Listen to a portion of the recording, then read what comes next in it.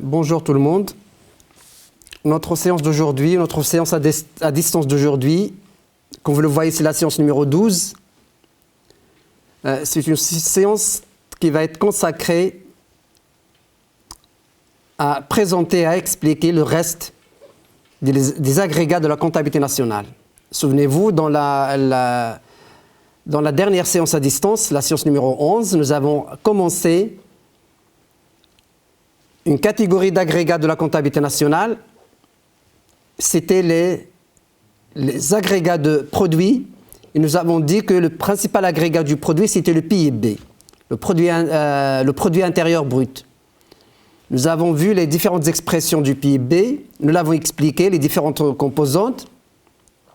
Nous allons, dans le cadre de cette séance numéro 12, passer à voir une autre grande famille d'agrégats de comptabilité nationale, à savoir les agrégats de revenus. Dans cette famille d'agrégats de revenus, il y en a deux agrégats principaux. C'est le revenu national brut disponible et les parts nationales brutes. Ce sont des agrégats qui se trouvent dans le compte consolidé de revenus et dépenses de la nation. Donc vous notez, parmi les agrégats les plus importants, on peut souligner deux éléments essentiels. Le revenu national brut disponible et les parts nationales brutes. Comment peut-on déterminer, calculer le revenu national brut disponible? Vous voyez sur l'écran, le revenu national brut disponible est égal au produit national brut plus les transferts de revenus reçus du reste du monde, moins les transferts de revenus versés au reste du monde. Donc la définition elle est claire. Le revenu national brut disponible, c'est le produit national brut plus les transferts courants reçus du reste du monde, moins les transferts courants versés au reste du monde. Bien évidemment, il s'agit de transferts de revenus et non pas de transferts de capitaux. Je parle de revenus. Donc les transferts ici, ce sont des transferts de revenus. On les appelle les transferts courants. Je peux exprimer autrement ce revenu national brut disponible. Je détaille le produit national brut. Qu'est-ce que c'est le produit national brut? Si je vais exprimer le produit national brut en termes de PIB, nous avons déjà vu dans la formule précédente, c'est ce que vous voyez entre parenthèses. Donc le revenu national brut disponible est égal au PIB, produit intérieur brut, plus les revenus produits reçus du reste du monde, moins les revenus produits versés au reste du monde, plus les transferts courants versés, moins les transferts courants, plus les transferts courants reçus, moins les transferts courants versés. Donc c'est la même formule que, sauf dans la deuxième formule, je décomposais le PNB en fonction de PIB. C'est ce que nous avons déjà vu dans la séance précédente. Là, c'est le premier type d'agrégat de revenus. Le deuxième agrégat de revenus, c'est l'épargne nationale brute. L'épargne nationale brute, comme vous avez déjà vu dans le compte consolidé de revenus et dépenses, à quoi est égal? C'est la différence entre le revenu national brut disponible et la consommation finale nationale. C'est ce que vous avez dans la formule. Donc vous suivez, l'épargne nationale brute est égale au revenu national brut disponible moins la consommation finale nationale. Attention, c'est la consommation finale nationale et non pas la consommation finale intérieure. Nous avons déjà vu et expliqué la différence entre les deux dans la séance numéro 11 passée. Voilà, s'il vous plaît, les deux agrégats les plus importants qui vous montrent la formation du revenu des résidents dans une économie nationale. Après les agrégats de produits, après les agrégats de revenus, on va passer à une troisième catégorie d'agrégats de la comptabilité nationale, c'est les agrégats de la dépense. Les agrégats de la dépense. Et il y en a trois types d'agrégats. La dépense intérieure brute, la dépense nationale brute et la demande finale. Donc on va voir chaque agrégat de dépenses et on va voir comment il se formule. Donc vous suivez, nous pouvons retenir trois agrégats de la dépense. Premier agrégat de la dépense, c'est la dépense nationale brute. Sa formulation algébrique est égale à ça. Donc la dépense nationale brute, c'est la consommation finale nationale plus la formation brute du capital fixe, plus la variation des stocks.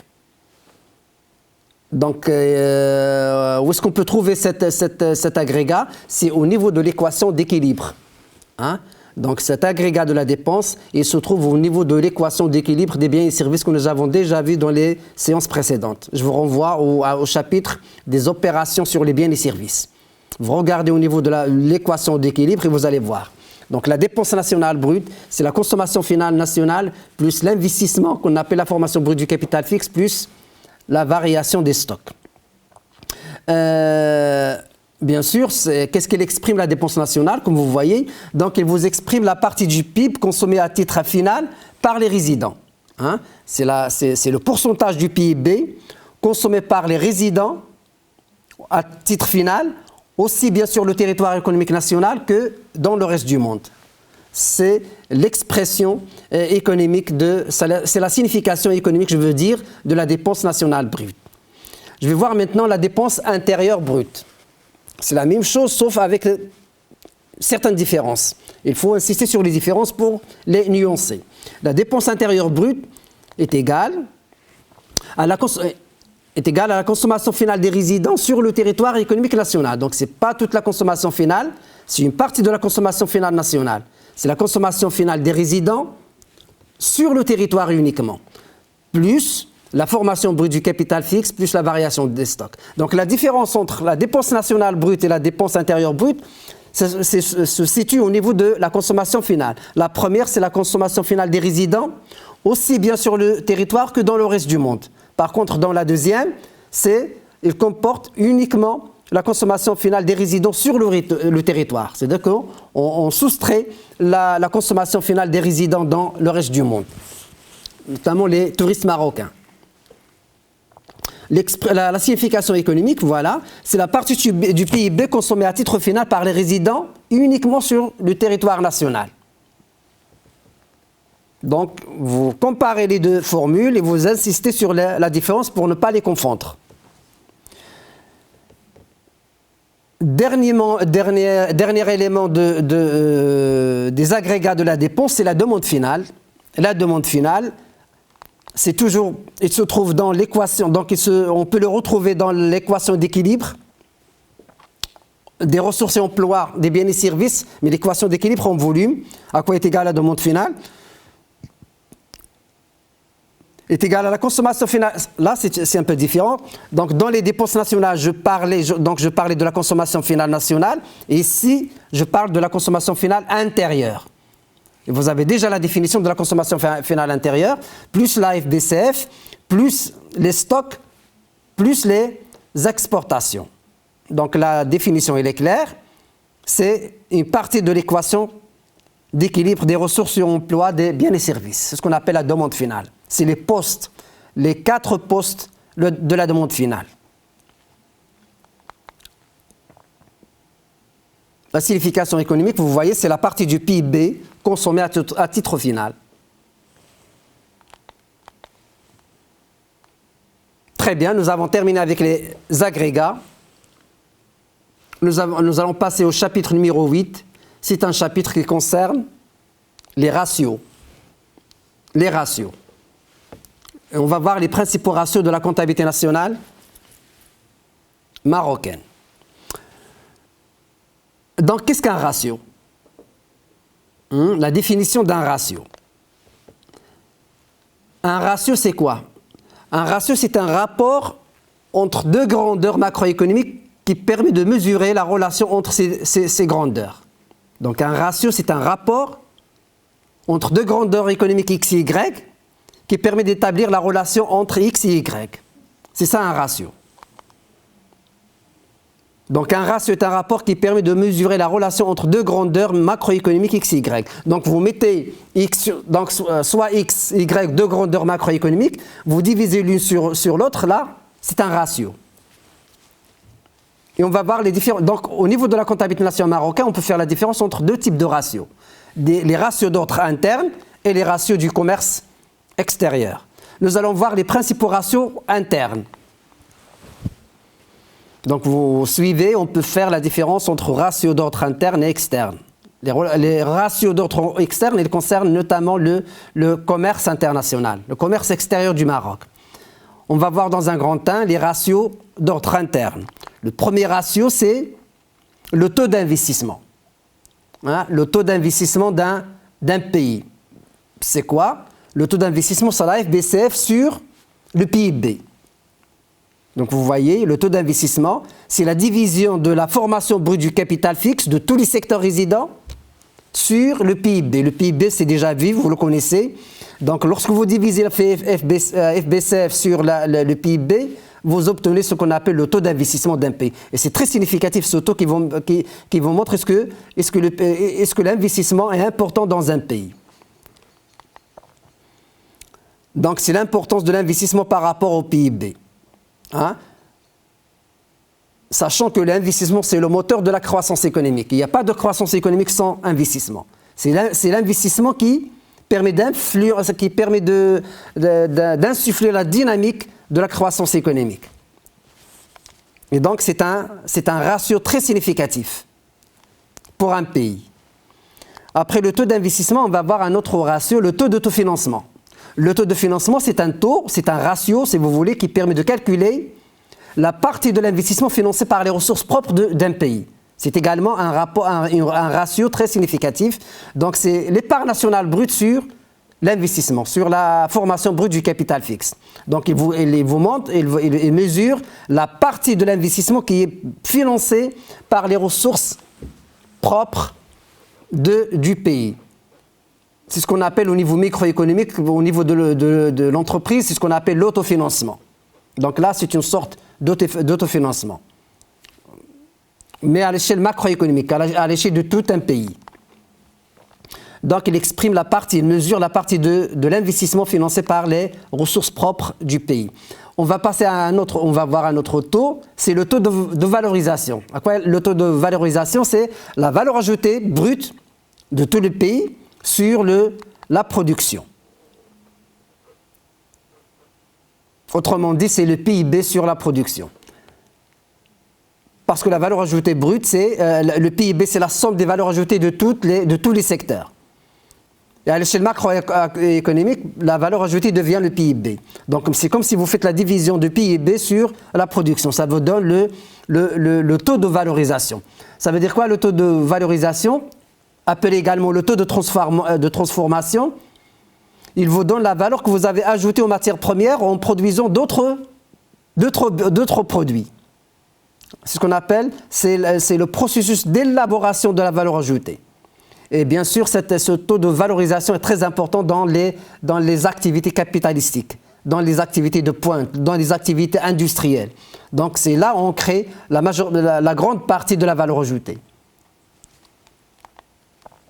Donc vous voyez, il indique le degré de transformation des matières premières en produits finis. Un autre ratio très important également, c'est la proportion moyenne à épargner. Hein? La proportion moyenne à épargner, c'est égal à l'épargne nationale brute sur le revenu national brut disponible. Vous voyez, donc un ratio, c'est toujours un rapport entre deux agrégats. Deux grandeurs macroéconomiques. Donc la proportion moyenne à épargner, c'est l'épargne nationale brute sur le revenu national disponible brut. Autrement dit, est égal à 1 moins la proportion moyenne à consommer. Parce que l'épargne, c'est le complément de la consommation par rapport au revenu. Parce que l'épargne plus la consommation est égale au revenu. Votre revenu, soit il est consommé, une partie est consommée et l'autre partie est épargnée. Donc l'un complète l'autre. Et c'est la même chose au niveau de toute la nation. C'est pour cette raison que vous avez cette complémentarité par rapport à l'unité de cette proportion moyenne à épargner. La proportion moyenne à consommer, c'est la même chose. Donc c'est la consommation finale, c'est la consommation finale nationale par rapport au revenu national brut disponible. Donc il vous renseigne sur la partie du revenu qui est affectée à la consommation finale par des résidents, aussi bien sur le territoire économique national que dans le reste du monde. On va passer à voir un autre ratio très important, très significatif, c'est la proportion marginale à consommer. À quoi est égale la proportion marginale? Donc on peut la déduire de la proportion moyenne. Sauf que dans la proportion moyenne, les grandeurs, c'est en termes absolus, et dans la proportion marginale, c'est en termes relatifs, c'est en variation. Donc il suffit d'ajouter les variations dans le rapport précédent pour avoir la proportion marginale à consommer. Donc ça devient, la proportion marginale à consommer, c'est la variation de la consommation finale nationale sur la variation du revenu national brut disponible. Ça veut dire quoi, la signification économique de la proportion marginale à consommer? C'est la partie, c'est la fraction de la dernière unité du revenu affectée donnée à la consommation. C'est la même chose pour tout le calcul marginal. Donc c'est la dernière unité du revenu qui est affectée à la consommation. Donc c'est la part du revenu, ce qu'on appelle le revenu supplémentaire, c'est la dernière unité du revenu affectée à la consommation finale. Un petit exemple chiffré. On suppose, c'est un exemple, on suppose que le revenu national brut disponible d'un pays est égal à 125, sa consommation finale nationale 75. Entre deux périodes, la consommation finale a augmenté de 24%, alors que le revenu national brut disponible il a augmenté de 16%. Donc à partir de ces données-là, de cet exemple simple, on vous demande de calculer et la proportion moyenne et la proportion marginale. Donc ça va vous aider à comprendre la différence entre et la signification, surtout la signification économique de ces deux ratios. Donc à partir de cet exemple, à quoi est égale la proportion moyenne à consommer? Vous utilisez la formule. Donc la proportion moyenne à consommer, c'est la consommation finale nationale sur le revenu national disponible brut. Donc c'est 75 sur 125 qui est égal à 60%. Donc la proportion moyenne à consommer de ce pays-là est égale à 60%. Ça veut dire quoi? Ça veut dire que 60% du revenu de ce pays est consommé à titre final par ses résidents. 60% du revenu est consommé à titre final. Ça veut dire que le reste du revenu est épargné. Donc je consomme 60%, ça veut dire que j'épargne 40%. Donc voilà Par contre, la proportion marginale à consommer, vous voyez, donc pour faire la différence entre les deux ratios, la proportion moyenne à consommer, c'est en majuscule, et la proportion marginale à consommer, c'est en minuscule, pour séparer entre les deux ratios. Donc pour la proportion marginale, j'ai dit c'est en termes de variation. Donc je prends 0,24, c'est 24%, 16% c'est 0,16, je divise 0,24 sur 0,16, ça me donne 1,5. Donc je dis que la proportion marginale à consommer dans ce pays est égale à 1,5. Quelle est la signification économique? D'abord, je vais voir la signification économique, ça c'est déjà dit. Donc pour la proportion moyenne à consommer, ça veut dire que 60% du revenu est consommé à titre final. La signification économique de la proportion marginale, c'est ce que j'ai dit. Cela signifie que si vous augmentez le revenu de ce pays d'un dirham, la consommation finale de ce pays va augmenter d'1,5 dirham. Je répète, voilà, je vous donne maintenant la signification économique de la proportion marginale. Si vous augmentez le revenu national de ce pays d'une unité monétaire, la consommation de ce pays va augmenter d'une unité et demie. Ça veut dire que la consommation augmente plus que proportionnellement au revenu. Parce que vous avez ici la proportion marginale qui est supérieure à 1. Donc, en général, lorsque la proportion marginale est égale à 1, donc les deux grandeurs évoluent dans la même proportion. Supérieur à 1, c'est plus que proportionnel. Inférieur à 1, c'est moins que proportionnel. Je parle des deux grandeurs qui varient ensemble. Voilà. Il reste maintenant les ratios du commerce extérieur. Vous avez l'effort à l'export, c'est l'exportation sur le PIB. Vous avez la proportion moyenne à importer, c'est l'importation sur le PIB.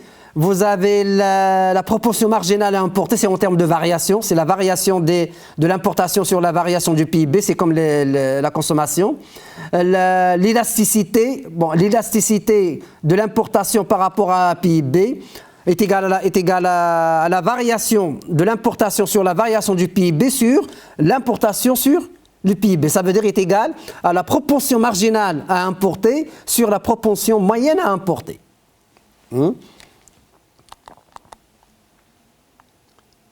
Le taux de couverture, c'est la partie des importations qui sont financées par les exportations. Je parle de couverture, c'est-à-dire la partie des importations couvertes par les exportations. Donc pour cela, il suffit de diviser les exportations sur l'importation. Le terme de l'échange, c'est un indicateur très significatif pour l'économie en matière de relations internationales.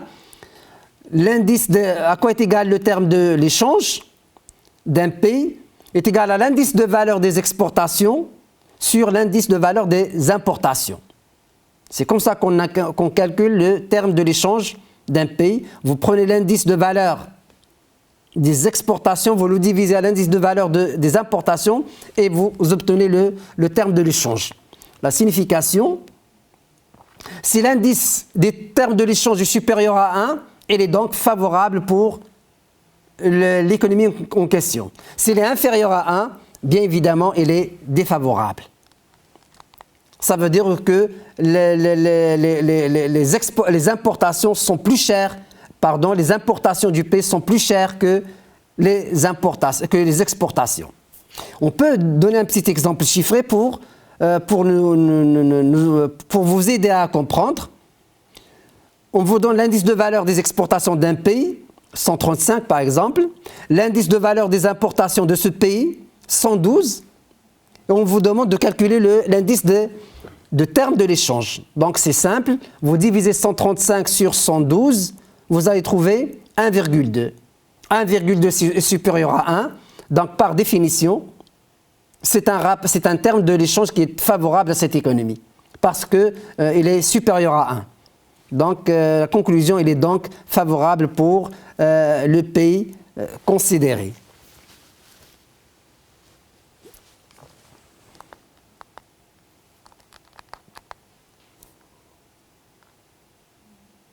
Voilà. Donc ce sont les principaux ratios qu'il faut retenir et qui permettent de bien comprendre la situation économique et financière d'un pays. Ce sont des aiguillons qui vont renseigner sur la situation macroéconomique d'un pays. On va passer à un autre chapitre. C'est l'avant-dernier chapitre de ce cours de comptabilité nationale. C'est le tableau des entrées et sorties.